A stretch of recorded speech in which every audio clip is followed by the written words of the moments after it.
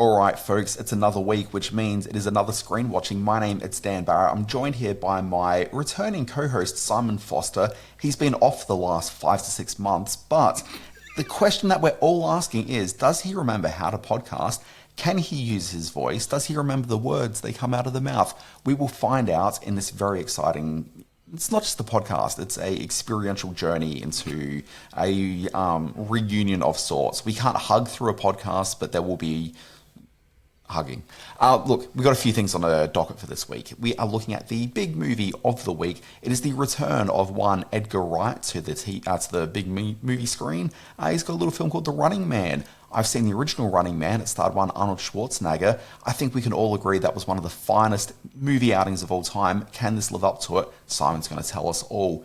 Pluribus. It was the big show of last week, but I didn't get a screener for it. So I'm talking about it this week because it is really effing good. And if you haven't really made a decision yet that you're going to sit down and watch Pluribus, I'm here to guide you through this journey. It's a little bit like when people do ayahuasca. You need that guide to take you through, and I'm here for it. Other things we're talking about this week, very quickly, we're going to take a quick dive back into Predator Badlands. It came out, 2 weeks ago, but Simon hasn't talked about it, but he needs to. He's yearning. Frankenstein, it's the new Guillermo del Toro film. I don't think it's actually pronounced Frankenstein, but we'll discuss the pronunciation of that surname as the podcast goes on. There's some more TV stuff to get through. There is the big new, it's big, that's true, and it is new. I was about to say the word thriller, and I'm not sure if that applies, but it's called The Iris Affair. It is streaming right now. David Mitchell, Robert Webb, they are back with a new sketch comedy show. It's called That Mitchell and Webb Look, and I will be taking a look at that Mitchell and Webb look. And finally, going to wrap things up with maybe the second worst TV show of 2025. It's called DMV. How bad is it? Stick around. I will say, folks, this is Screen Watching. This is not like TV, only better. Television! Teacher! Mother! Secret lover. What, that's it? That's your movie? Well, I said that I had an idea for a movie.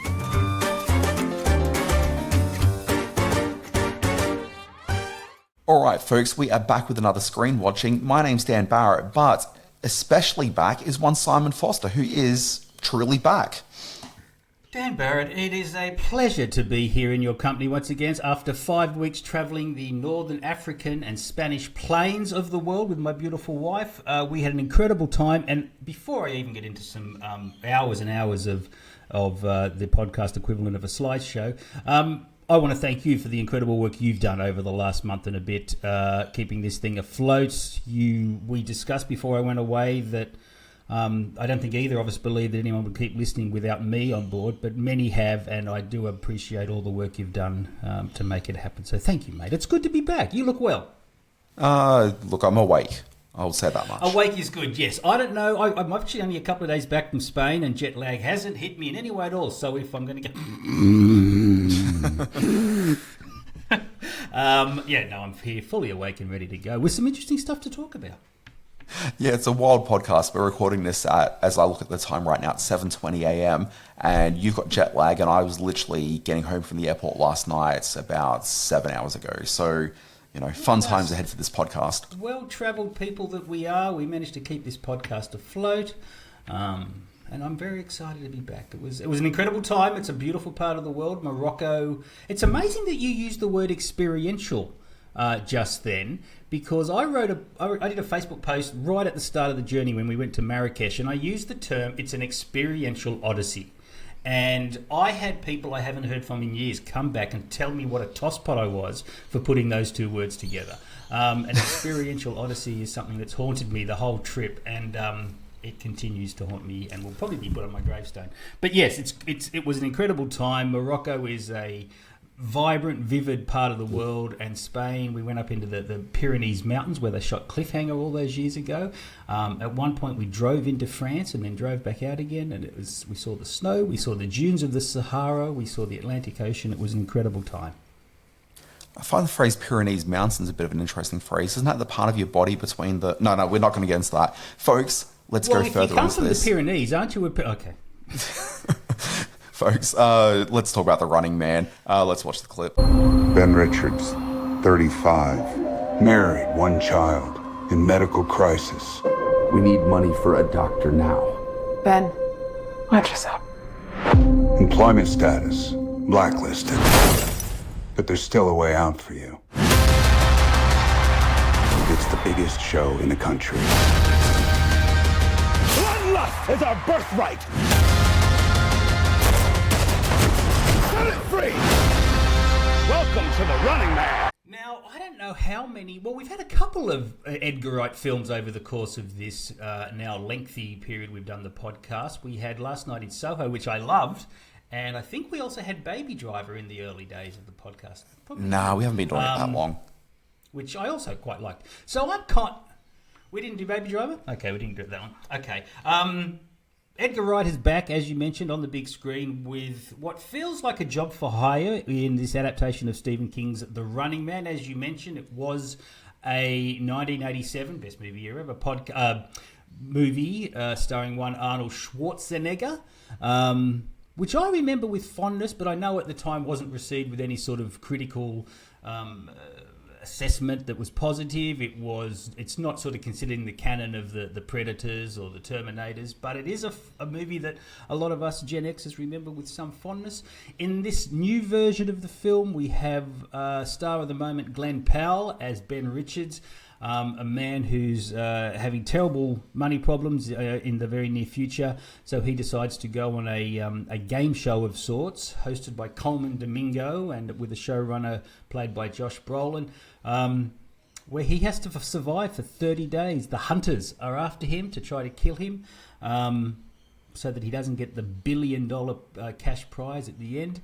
But he turns it into kind of like a Forrest Gump with guns thing, where he travels across America and gets all the people on his side, much to the anger of the production.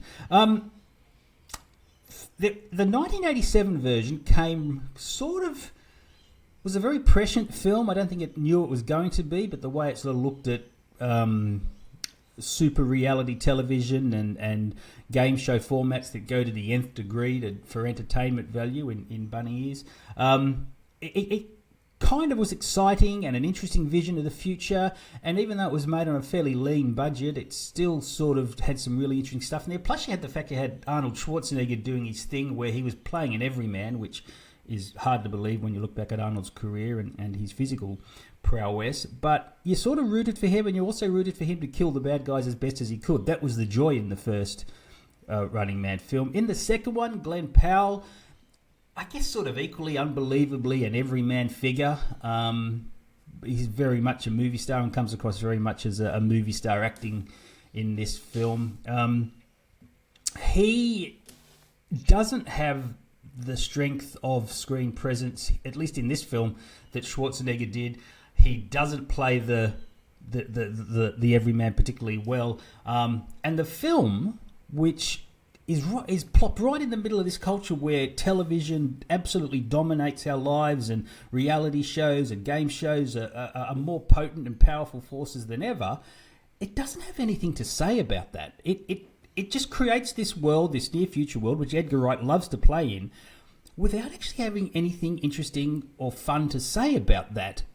It's an energized movie. Edgar Wright can whirl the camera around as well as anyone, but it's all it all has this numbing effect where you keep searching for it to say something interesting, and instead you just get flash and colour. And at just on 2 hours, I think a bit over 2 hours, unfortunately it's just not enough. And I kept waiting for this film to fire up, and it doesn't. It just doesn't at all. And I kept saying to myself, maybe it's the jet lag, maybe because, Wright knows how to do this sort of stuff and do it well, but he very much feels like a gun for hire here, and that's disappointing because the potential for this film to be something, pardon me, quite special, never comes to fruition. So this is a very middling movie release, unfortunately. Yeah, so look, I haven't seen the film yet. I was hoping to get to see it yesterday, but I had a work thing which took me away for my entire day, so I wasn't able to get to the picture house. So I think I'm going to check this out tonight because I quite like Edgar Wright, but yes, I would say through his filmography, I don't think he's really got that many perfect movies. I think everyone really likes Edgar Wright. I think people like the energy and the spirit that he brings, but I find that his movies are often a little bit too long. There's just like a little bit too packed. Yep. Certainly, I mean, you've mentioned in here the last couple of films, so Last Night in Soho, which I mostly liked, but I just kind of thought it was, there was definitely elements that I really appreciated about that film, but then there was other elements where it's just kind of like, just felt a bit flat. I just wasn't like super engaged. It was a bit sort of too much style over substance, even if that style is something that I generally like really kind of like the taste of. But like you think about the other films as well, like Scott Pilgrim versus the World is like about 40 minutes too long. Sure. Baby Driver, I love the movie poster for it, and I love the spirit and the vibe of it. But again, it was just a film that just kind of never really quite connected with me. Yeah, look, I'm the same. He's brought a lot of goodwill because of the Shaun of the Dead and the Hot Fuzz beginning, but then World's End came along, which I didn't like very much. Yeah, I wasn't much into it either. And Pilgrim I've had the same problem with. I didn't quite get what was going on there, and he's coasted very much on a lot of industry goodwill, and it's great that he's got to make. I guess you would sort of count this as his first big major studio thing, and at a $120 million budget or something. It's clearly got high hopes to be a blockbuster. But the point you make is absolutely true. It's an overstuffed film, and the last half hour in particular, and I don't want to spoil it for you and others will see it this weekend, but the last half hour of this film feels like he's trying to wrangle some kind of meaningful ending out of it, and in the end it doesn't happen. Yeah. That said, I haven't seen the original Running Man film since. Look, I definitely saw it on VHS, and I definitely saw it pre-DVD. So it's been some time since I've seen it. It was but a I much remember more fun film. It had great villains. This one doesn't have any. I mean, it has the hunters, but they're not anything.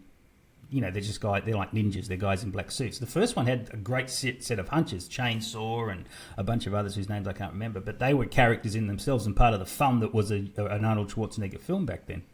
Yeah, see, I don't really remember it that well because, I would have been a young teen the last time I saw this. But I know I watched it a couple of times, so it's clearly entertaining enough to have, scored a couple of rewatches from that teenage scale.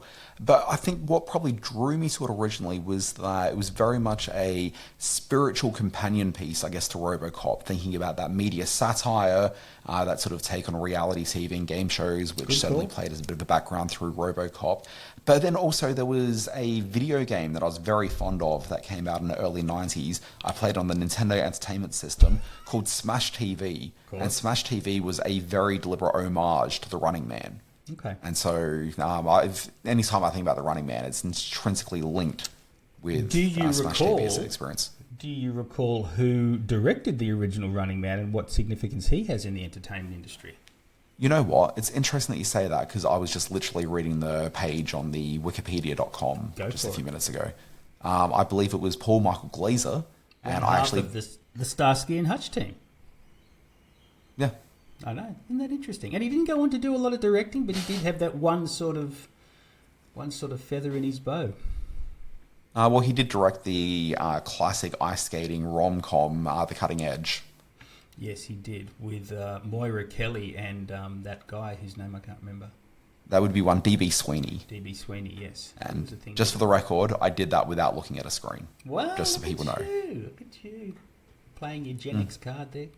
All right, so The Running Man's out there. I think it's sitting at about 60% on Rotten Tomatoes, so it hasn't been an overwhelming critical success. I guess I'm keen to see how it plays because I don't know if it's a crowd pleaser.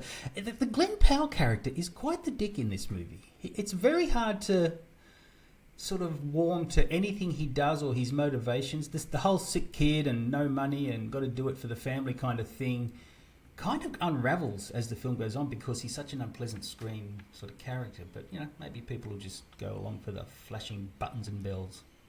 Look, it's got to be better than Chad Powers. Folks, we're going to move on. Well, it's true. We're going to move on to something that's legitimately very, very good. It's called Pluribus, and it is streaming right now on Apple TV. Let's play the clip. Good morning, Carol. Is there anything we could do to cheer you up? When you are through the storm, hold your head up high. Hey, Carol! Hey, Carol! We just want you to be happy. Can I ask a question? Certainly. What would you like to know? How do I reverse all this?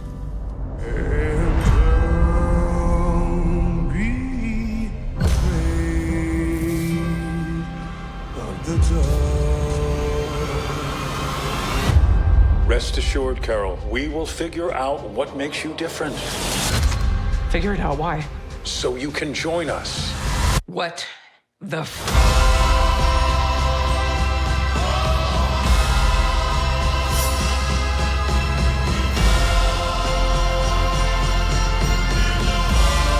We would move heaven and earth to make you happy.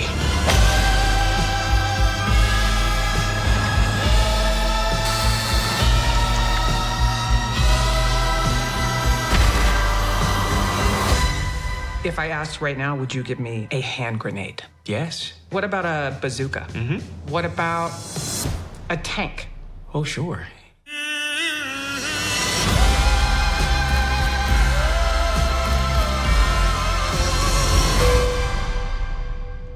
Feel free to move about the cabin, Carol.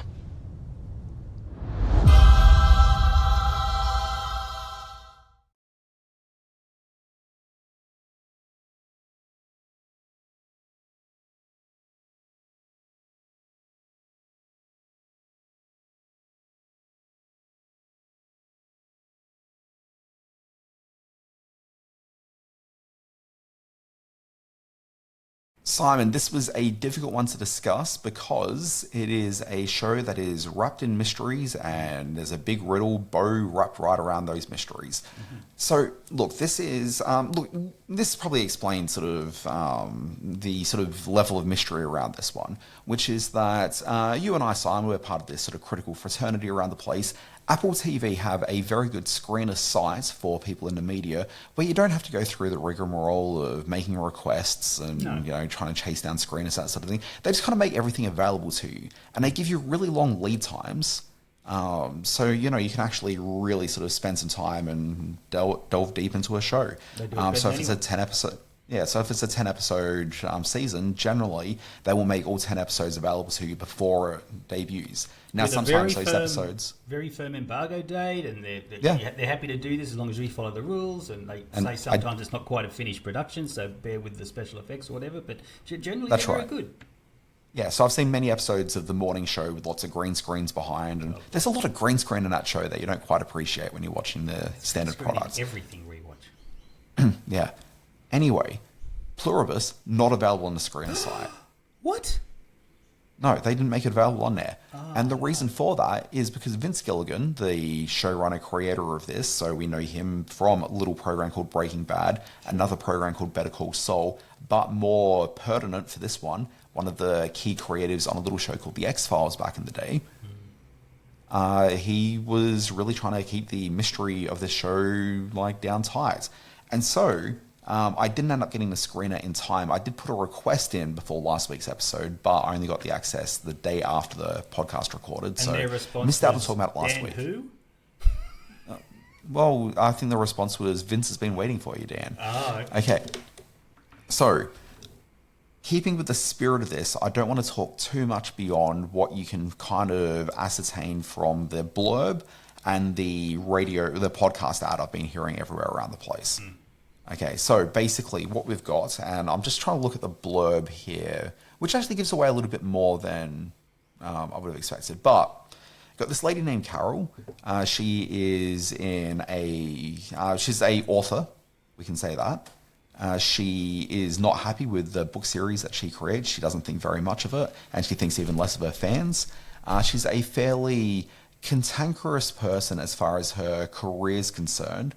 But she's also, she's pretty human and is a person that's maybe just a little bit cynical about the world. She's not a bad person by any means, okay? But she's suddenly put in this position where professionally things aren't necessarily going in the direction she wanted. She's not necessarily able to have the sort of artistic fulfillment of being a writer. Instead, she's locked into these fairly dopey fantasy romance stories. It seems a little bit like it's Outlander, but it's not quite Outlander. Sure. But anyway, that seems to be the sort of thing she's writing. She's just not into it. So her wife, I don't know if she's her publicist or what the deal is, but the two of them are on a book tour going around the place when suddenly there's a strange incident where her wife just kind of freezes and starts sort of going, "Ugh." Looks a little bit like when Bart Simpson and Milhouse have had the super squishies and are trying to work through things. Good reference. Yeah, I thought so. So they freeze, but then also everyone else freezes. And so there's this moment where Carol was just freaked out because she's walking around and everyone's just kind of doing these little sort of shaky movements and like nobody's really responding for quite a bit of time. Anyway, she ends up, at this point, I think she's like near home, which is Albuquerque, New Mexico, which is where Breaking Bad is set. Gilligan loves his Albuquerque. Yeah, well, I don't think that was always the case. They went to Albuquerque for tax credits, but I think he quite liked working there. Sure. So it's it's all worked out for him. It's come out pretty well career-wise for him, hanging out at Albuquerque. Can you spell Albuquerque? No, I was trying to think of a Bugs Bunny reference there, but I had nothing. I should have turned left at Albuquerque. So anyway, she bundles up her wife, puts her in the back of a nearby pickup truck and drives us to the hospital. People start sort of shaking free of this situation, but not everyone does. And basically, I really desperately want to talk about the final scene in the first episode because it's kind of wild. But I also don't want to do it. But there's a really wild scene that takes place at the end of the first episode, which is a really good way of explaining kind of what's happening.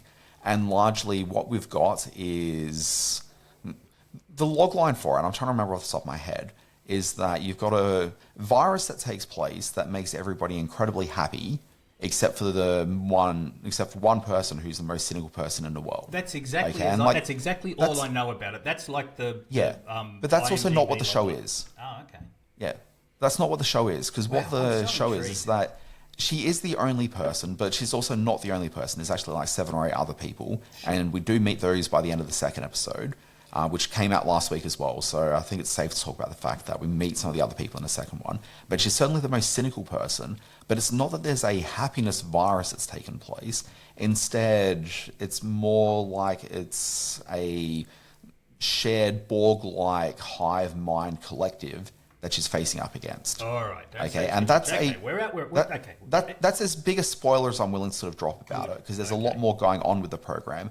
But I think that as you look at this thematically, what this is actually really about is it's very purposeful that it's an author that's in this, and it's basically an author versus AI, an author versus ChatGPT. Wow. See, this is topical. This is why I'm so on board with it. It feels like a very immediate show, this one. Like it's really made for this day.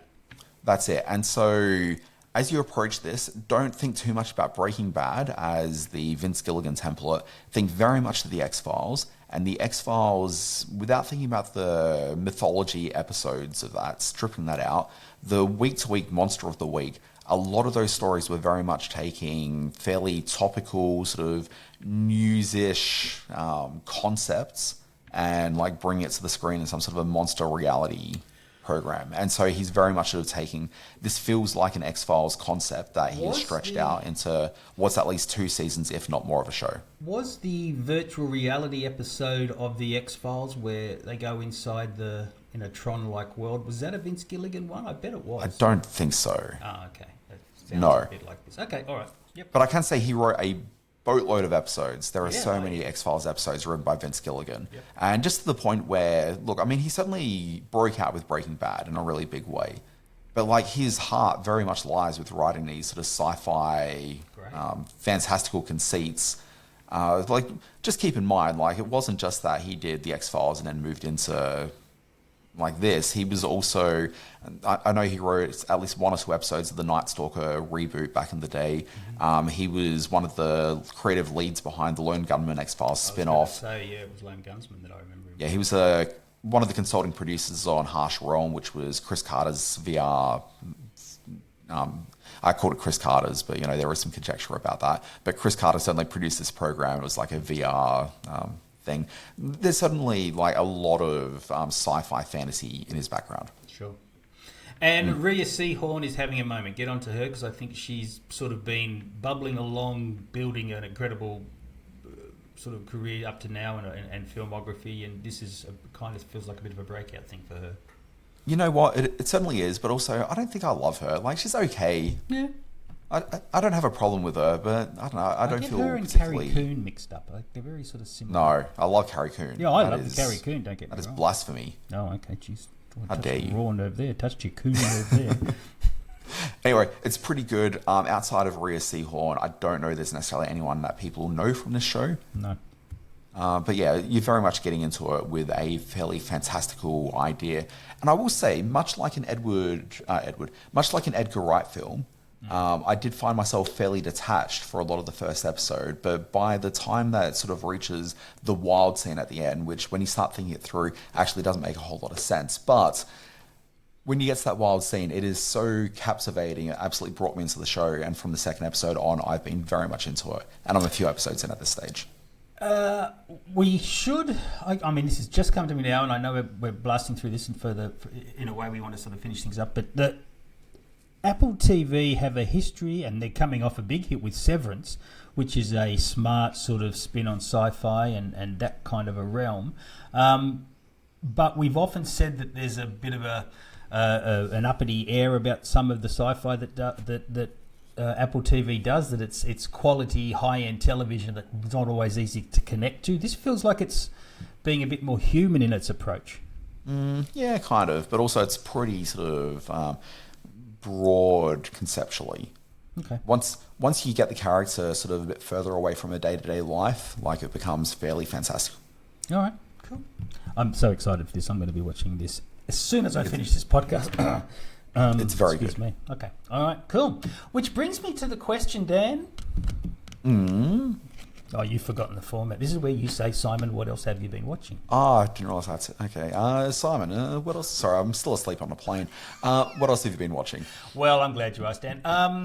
I watched funny story. Look, I'm going to be talking about two movies very quickly, both of which I saw on my travels through Spain. I saw Predator Badlands at a cinema in Madrid, and I saw Frankenstein at a very small cinema in Mallorca, which is also in Spain, but it's an island off the coast of Spain, where I went to the Mallorca International Film Festival. Now, Sorry, I just assumed you were there to do some tax dodges. Good joke. Yes, I thought we'd get to a Christopher Skase joke. So look it up, kids. Now, both of these films open with extensive sequences in not English language. Predator Badlands is very fascinating because it opens with a prologue spoken in Yucha language, which is the language of the Predator. And as anyone who's read the Mary Shelley's book, which is really nobody that's listened to this podcast, but many might have. I have read the book. I've never read Frankenstein. See, I really should, because I understand it's quite good. It opens with a sequence featuring Norwegian whalers, Norwegian sailors stuck in the ice. Now, both these sequences go for some considerable length, and in English-speaking countries feature English subtitles. When you watch films in another language in Spain, they have Spanish subtitles. So I can confidently say that, certainly for the first few minutes of Frankenstein, I didn't know what was being said, but I know the story, so I know what was being spoken of, and the visuals are, of course, wonderful. But in Predator, I really had to bring my very basic knowledge of everyday Spain to the words, and I had to pick up what was being said. If you've seen Predator Badlands, and I am just going to say it is one of the best films I've seen all year. It is a terrific work from Dan Trachtenberg, who directed Prey a couple of years ago. He's the best thing to happen to the Predator franchise since A Muscly Handshake. It's just a great story that gives the Predator character, and in this one it's a young soldier who's sent off into the galaxy to kill a mythical beast that is kind of a rite of passage for the Yucha, and I do hope I'm saying that correctly. I'm doing it from memory, but the Yucha people, and seek vengeance for the death of his brother, who finds a young or half a robot in the form of a terrific Elle Fanning, who plays two parts, both the good person and the bad person, in Predator Badlands, and it's a breakout role for her, even for someone who's been around for this long. She gets to do some great work in this. Trachtenberg just directs the hell out of this movie. It's a really exciting action sci-fi film, and I had to pick it up along the way because at least I would say 3/5 of the film are in subtitled Yucha language, and all that subtitle was in Spanish. Didn't worry me. I got it and I loved it. Frankenstein, I am on the edge with Guillermo del Toro. I didn't love some of his films. I actually don't think he's a particularly great director. He doesn't have the arsenal of weapons that a Scorsese or a Spielberg does, where he can whirl the camera and crisp edits and close-ups and all that sort of stuff. He really just photographs his beautiful sets, and what he fills the frame with is beautiful, although his camera is often quite still. But I just found Frankenstein so moving and such a powerful story. I love the Kenneth Branagh version, which is saying something because not many people do. But this one gets as close to the absolute heart of the Frankenstein story as, and heart is a really important word, because it's a film full of heart, as well as terror, as well as gruesomeness. But it's just a great film. Both these movies totally surprised me. I don't know if my critical defences were down a bit because I'd been eating so much tapas, and there's very lovely small food called pinchos, which is like a bite-sized delicacy. We just filled up on those. So maybe my head was spinning a bit in Spain, but I loved the movies I saw over there. So both of these, very high on my radar. Yeah, the second Dan Trachtenberg Predator film of 2025. Yes, after the animated one, which I should have mentioned but totally forgot about. Thanks for bringing it up. Yeah. What was that called? Predator? It was called Killer of Killers. Killer of Killers, which I also loved. God, he's done good work for that franchise. He should just bow down at the Temple of Trachtenberg. Yeah, look, I didn't love Prey. It was fine.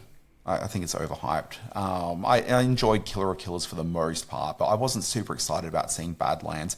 And I think I've realised that I don't think I actually care that much about the Predator films. There's two good ones. This is what my wife said. She said she is so detached from this franchise. She has no... When she said... When I said Elle Fanning was in a Predator film, she thought I was talking about like a pedophile story. She didn't know what I was talking about. So it's when I came back and said it's awesome, she goes, "What movie did you watch, by the way?" And I said, "Oh, it's this great new science fiction film." She goes, "Oh, that Predator."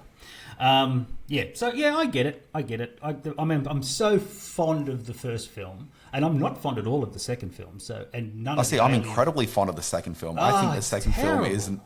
I love that film. I really enjoy it. It's awful. And all the and what the great thing he does was, we've all been waiting for years and years for there to be a good Alien Predator mashup, and the movies that have been made already are just terrible. Well, what Trachtenberg does is this one brings the whole Weyland-Yutani storyline into it, and brings synthetic humans into this in a way that is just about as perfect a combination of the two universes as has been done. So he does great work.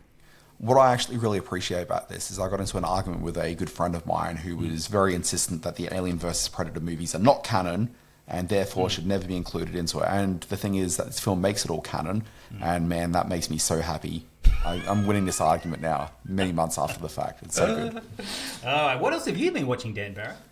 Okay, I'm going to blitz through this super quickly. There's a new thriller series called The Iris Affair. Also, how do we get through the Frankenstein conversation without saying Frankenstein? Frankenstein. I don't know. We should. Yeah, retrospect. Maybe we can edit something in later. Yeah, maybe we should. Okay, so you got The Iris Affair. This is a Sky Atlantic thriller. This is very much in the spirit of... What's probably some good examples here? So think about some of these sort of British sort of spy thrillers from the last couple of years made for TV.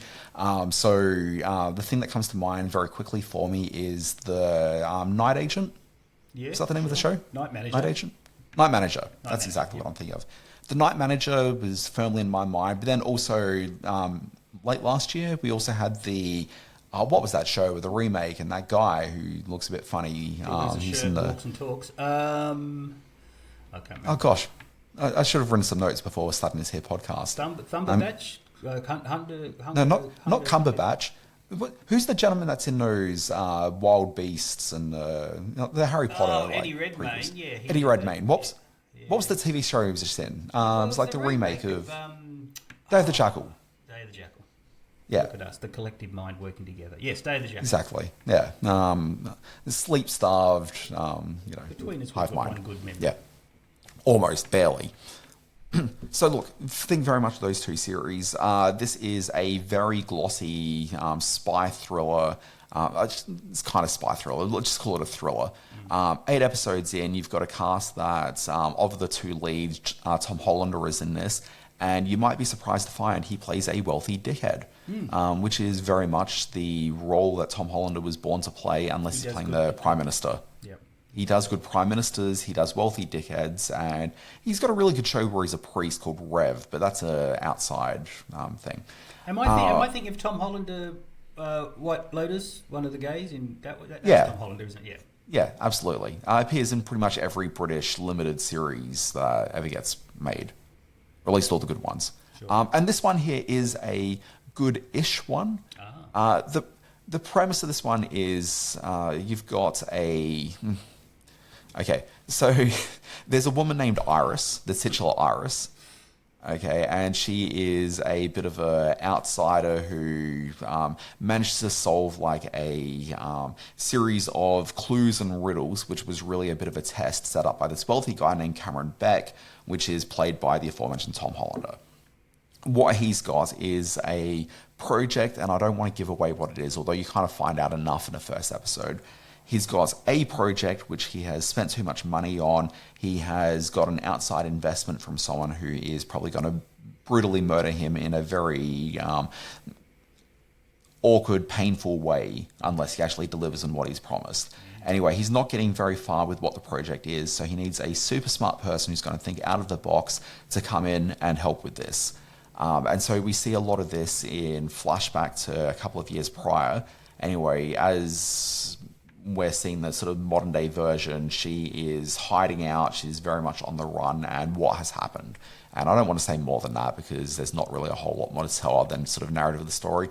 This is one of these things where thematically it's not especially rich, but it's kind of just sort of fun, lazy TV to throw on and then forget that you saw all 8 episodes within like 2 to 3 weeks afterwards. Okay, it's perfectly pleasant British thriller gear. There's lots of island locales. It's gorgeous looking. It's got a pretty good cast to it with Tom Hollander as the billionaire guy. Well, he may not be a billionaire guy. He's wealthy, though. And then a woman who, I don't actually know her from anything, and I'm not sure how to pronounce her first name. It's like Niam Alga, playing Iris.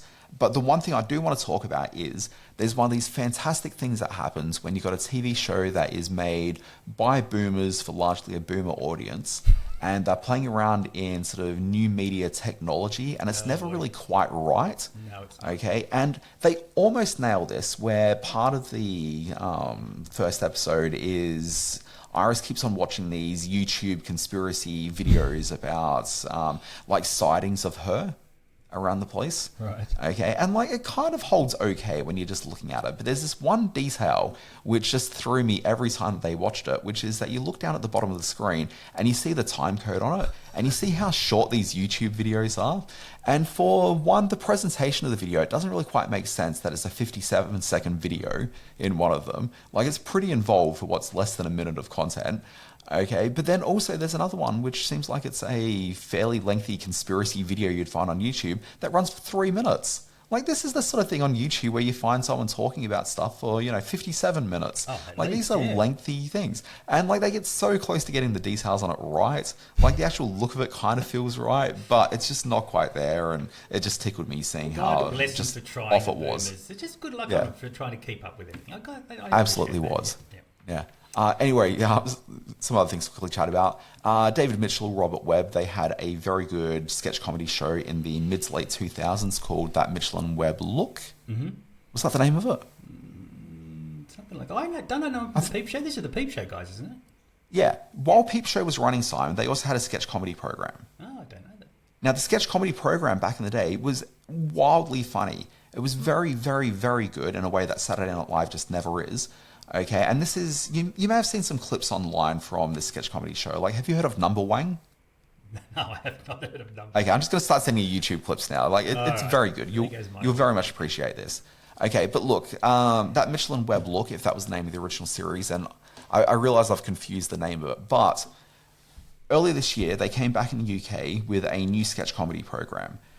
They don't have some of the players from the original series, so I don't know what Olivia, what's her name? So I should have brought this up. Olivia Colman, who was very much a figure in Peep Show, but also a regular player in their sketch comedy show back in the day. Patterson Joseph as well, I haven't seen in the new version. So you've got some of the old... so you've got Mitchell and Webb back doing the sketch comedy, but you don't have some of their players. But the younger people that I've brought in for this are very, very funny. In the first episode, you'll see in fact, I think it's the opening sketch in it. There's a very good sketch where David Mitchell, playing a David Mitchell frustrated person, is very annoyed because it's the, we'll say 1600s. They've invented the toilet. They've installed the toilet in their very fancy London home, but nobody wants to use the toilet except for him. And he's like, why wouldn't you want to use this? And everyone's just insistent. They'll just go and tip their shit out on the streets. It's very, very funny stuff. There's a great sketch in there which has to be a parody of the Netflix Australian series Territory, which we saw about a year ago, maybe 2 years ago at this point. Run one season, got cancelled justifiably very quickly. Not a good show by any means, but they do their take on Territory. And it is the most foul-mouthed bit of Australiana that you'll ever see. It is a clip I'll be putting on my Instagram every year for Australia Day going forward. Okay. Anyway, the Mitchell and Webb show, a good friend of ours who works at HBO Max in Australia has licensed the show for the local market. Dropped during the week, and it is fantastic. I really, really like it. All right. I laughed so hard while watching that show. What I didn't laugh at all is DMV, which is a new sitcom which has dropped onto the Binge platform. DMV is... Look, this is exactly the sort of show where I really want to come into this and love it. It's the kind of program where you might watch the first episode and go, you know what, that was a little bit lame, but there's something about the characters which is kind of like there's just enough there. And then suddenly you find yourself 3 months after it's debuted, sitting on the couch after you've heard a couple of good positive comments about it, and you're like 8 or 9 episodes in and you're like, oh, this is fantastic. And in brackets I say here, see Superstore, Parks and Recreation, all these programs which have slightly clunky starts, but once they work out who the characters are, you're going forward. Sometimes you watch one of these Parks and Recreation wannabe shows and you just know this will never quite reach the level of even a Superstore, which is not even a great program, but it's just funny enough and the characters are just intriguing enough that you want to stick around with it. Superstore was very likable. Okay, there is nothing likable about DMV. You've got a really good cast to it. Well, you've got 2 people who are really good in the cast, which is they've got Harriet Dyer, who's the Australian actress that we know from Colin from Accounts. Yeah. Okay, Colin from Accounts, which is genuinely very funny and very charming. Gee, those two have really taken America by storm. I mean, Harriet Dyer in this, and Thomas, who's the lead from Colin from Accounts? What's his name? You've just thrown me entirely. Patrick Brammall, yeah, and he's the romantic lead in Devil Wears Prada too. So they're getting work out of Colin from Accounts. Simon, come on, Simon. That's a big deal. Simon, you know how Simon, for the last... Simon me. I haven't missed that. Simon me. Do you know how for the last, I don't know, how many, 10 years we've been doing this podcast together, that I've been carrying on about a little show called Evil? Yes. Patrick Brammall, one of the recurring players in that one, plays a very major role in that program. I don't think you ever mentioned that. You kept crapping on about the actress all the time. I don't think you ever mentioned Thomas Brammall was in it. I'm sure Brammall. First of all, his name's Patrick. Yes. Patrick Brammall certainly came up in that quite a number of times. But Patrick Brammall's been a fairly prominent figure on American screen for a while. Sure. Yeah, he's been around. He does good work. Yeah. You've got Harriet Dyer in this one, but also Tim Meadows, who has just come off the back of the funniest role on television in the last year, being his role in the Peacemaker TV program. Yes, he was funny. Very, very funny. And I became a huge Tim Meadows fan off the back of that, and then I watched this, and I'm no longer a Tim Meadows fan. Oh, wow. All right, so DMZ. No, that's unfair, but the material was terrible. It is a dog. And they keep on having these guest stars coming in through the show. Like in the first one, there's one of the Ultimate TV. Who's that guy? I know that guy. Mark Feuerstein. You know who he is, Simon. You just don't know him by name. Yeah, you do know him? Mark Feuerstein, yeah. That's wild.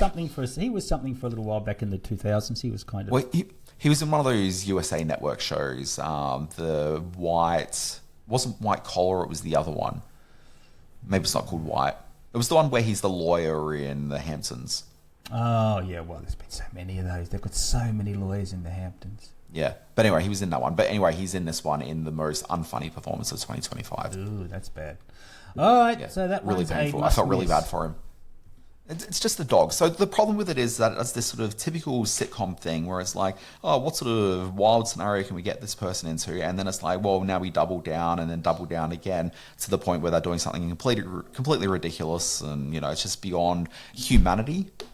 And the thing is, you can take a comedic character and you can bend the rules of the world and the way that people actually engage with each other once you've bought into the premise, the conceit of them. But you can't do it in the first episode. And some of the behaviors of the characters are just so extreme. And then you get to the end of the first one, which literally has Harriet Dyer sort of stuck on a nail as she's trying to climb out of a bathroom, like a toilet.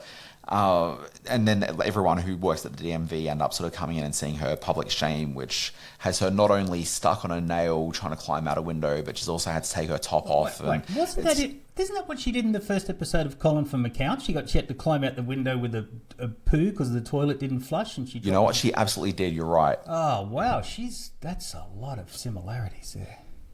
Yeah, but she didn't get stuck on a nail. No, that was the point of difference. Yeah. And to be honest, like the Colin from Accounts, like the first episode, I actually found like a bit frustrating because of that ending. Yep. It's one of these things where that character, and they don't repeat that in that show, which is good. Okay. But certainly in that first episode, she acted so over the top and silly in a way that people just do not behave. Yeah. Yeah, it threw me. It took me like 2 years to come back to that program. All right, so what we need to do this week is watch the things that Simon's been watching with Predator, Badlands, and Frankenstein, and watch one of the things that Dan's been watching with... two of them, because you like Mitchell Webb and you liked... What was the first thing you talked about? Okay, Simon, here's what we're going to do. Folks, go and see The Running Man maybe, but you might be a bit disappointed. Yeah. You should definitely watch Pluribus, which is on Apple TV. Absolutely. If you've got a rainy afternoon, maybe go and see Predator Badlands, which Simon liked quite a bit. Great. Yeah, Frankenstein is streaming right now on your Netflix, so it's not a huge difficulty for you to press play on that one. And there are a very small number of cinemas around the place playing it, but it is very much a Netflix affair. I didn't talk about my thoughts on Guillermo del Toro, which is very similar to my thoughts on Edgar Wright. Yeah, me too.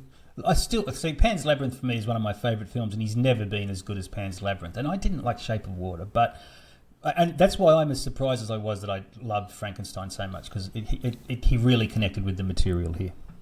I like all of his films enough. Like they're okay. They're fine. Praise. Okay. The Iris Affair, if you are struggling to find something on TV, which is weird because there's so many good things around right now. Stuff. Yeah. Give that one a look. It's really disposable, but kind of pretty enjoyable at the same time. Definitely watch the new Mitchell and Webb sketch show, whatever it's called, and give DMV a bit of a miss, unless you're desperate for something. Having skimmed through a lot of the podcast work you did over the last 6 weeks, which was tremendous, have we talked about It, Derry Lives, or It, the Derry thing, the whole It show yet? Because I haven't watched it. We haven't yet talked about It's Welcome to Derry, but we can maybe make some time for that in the coming weeks. Look forward to it. All right, mate. Maybe we'll wait till the end of the season, and then we'll talk about it as a show in totality. Oh, look at you producing on the run. I love that. That's what I've missed about you. Your ability to just flow. Go with the flow. Yeah, I mean, I can't remember any actors' names or TV show titles or even what we're doing here, but I can definitely do that on the fly. Simon Foster. Good to be back, buddy. I've loved chatting with you again. I have missed you over the last 6 weeks. I know you don't believe me, but it's true, people. We have a tight friendship, Dan and I even brought him something back, which I'll be giving to him later this week, that is Avatar related. Are you still excited about that third one? Because I saw the trailer again before Running Man yesterday, and I'm just like, oh, God, they're really struggling to find anything interesting about this franchise.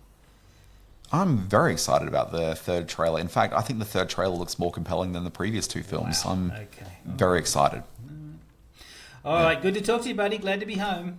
Okay, so Simon, very quickly, do you want to tell people what it is that you do? Because I have not plugged your endeavour for about 5 weeks now. Well, thanks for nothing. What